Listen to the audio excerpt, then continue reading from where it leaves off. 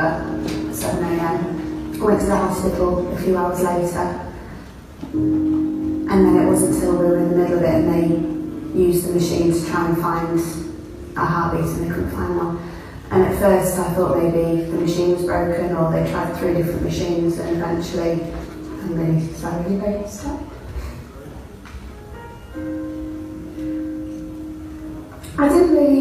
We didn't really have too much time to process it because I was so far through labour. I just had to kind of get on with it. And I did ask the stupid question. I said to the midwife, do I have to deliver her?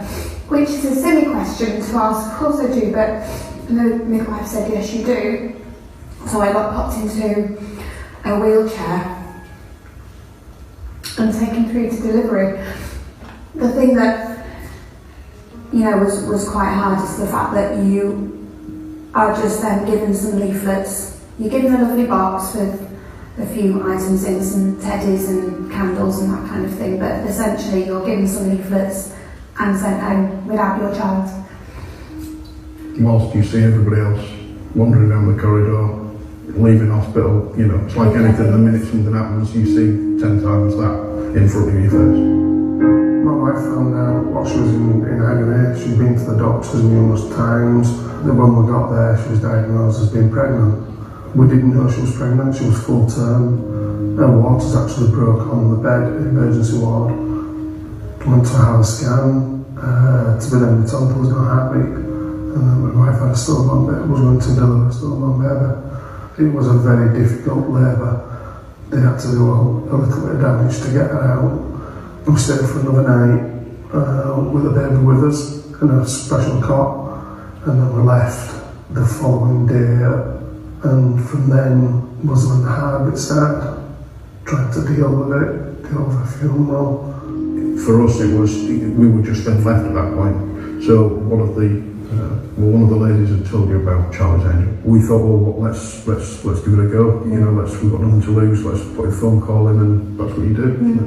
Charlie's Angels, this little tiny charity in the middle of Leeds that had only been going a couple of years, was offering one-on-one counselling for people who lost a child, and that's what we went for, and that's what we got 6 sessions, which was brilliant, and we got the chance to just go to somebody's home in a comfortable environment and just talk about it. We got help from Charlie's Angels when we found out about them, and they've helped us on. It happens a lot, but you don't see it, and a lot of people don't realise that it happens until it happens to you. I bottled it up and I'm struggling now, which is just shot 6 years on. My wife needed it then, and she hadn't over there. That opportunity should be available for more people that go through this, and sadly it wasn't until we went through it that we realised how many other people have. My wife was struggling waking up at early hours of the morning, no baby, but she should have had a baby. And I think my personal thing is that I'm trying to support her more than myself. The Charlie's Angels have now set up a men's group for bereaved parents, for bereaved men and families. They do help every day, looking at something from them, whether it be just a comment, a picture, somebody else being in it, and they've helped somebody else.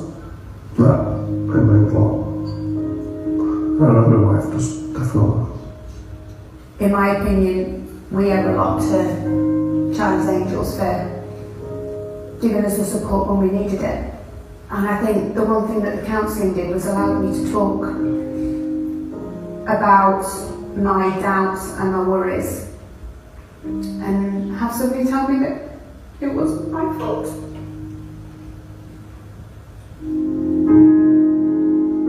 think we just want to support this charity as much as possible, because considering they're a very small charity and they've not been around very long, they've reached an awful lot of bereaved couples. It's really important to us that this little charity who's working tooth and nail to help other couples gets the support that they need.